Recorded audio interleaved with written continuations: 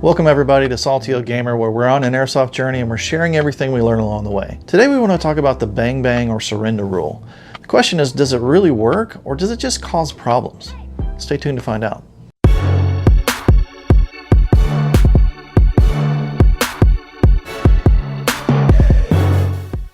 Welcome everybody. So let's talk bang bang rules. So the bang bang rule in airsoft is if you're a certain distance away from somebody, usually about 10 feet in CQB, you're not supposed to shoot them. You're supposed to say bang bang and they're supposed to accept that you shot them and be dead. The surrender rule is kind of the same mentality but slightly different, where you're supposed to offer for the person to surrender and they have the option to accept surrendering or turn and shoot you basically.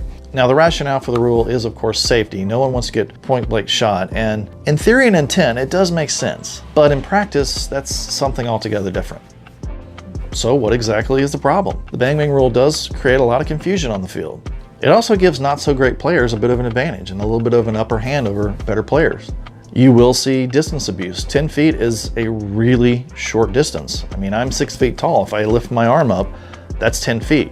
And if you look at that distance ahead of you, that's like almost nothing. That's like a 10 foot by 10 foot room. That's smaller than a college dormitory. And the bang bang rule allows people to get credit for shots that they probably could have never made to start with.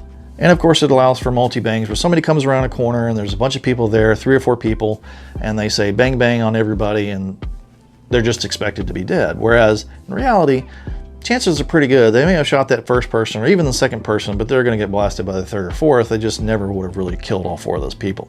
And if you're part of the airsoft community and if you've played at fields that have bang bang rules, then you probably have witnessed firsthand that it does cause a lot of heated arguments.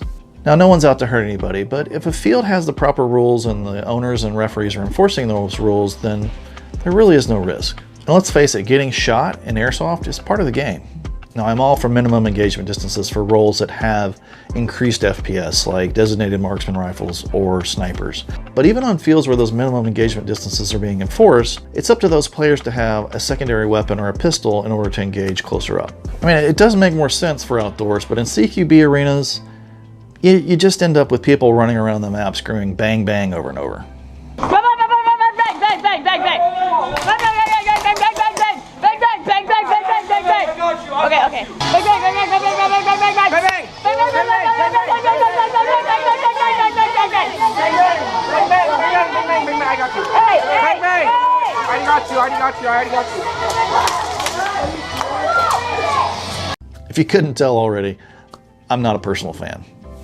I think if you make the decision to play airsoft, you're accepting the fact that you're going to get shot. You can dress appropriately and minimize the impact.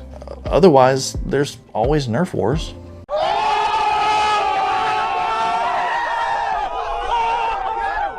And I really prefer to make someone make a shot than just do a bang bang. If I'm presenting a tiny little target at the corner of a building and someone's shooting at me, chances are pretty good a lot of their shots are going to miss.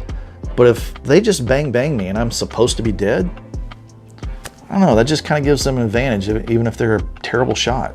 Then of course you get the speed soft marathon runners that are just running the field as fast as they can, saying bang bang to everyone they see, whether or not they could have actually shot them or not. So I do think the rule is kind of stupid and it just adds to the volatility of CQB. And I think it needs to die a swift death.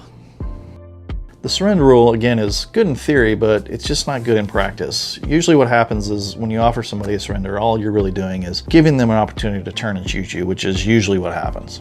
Now, as is probably usual with my salty old commentaries, I'm sure that a lot of you out there are disagreeing with me right now. So I really want to hear what you think about the bang bang rule in the comments below. I don't particularly like it, but convince me otherwise.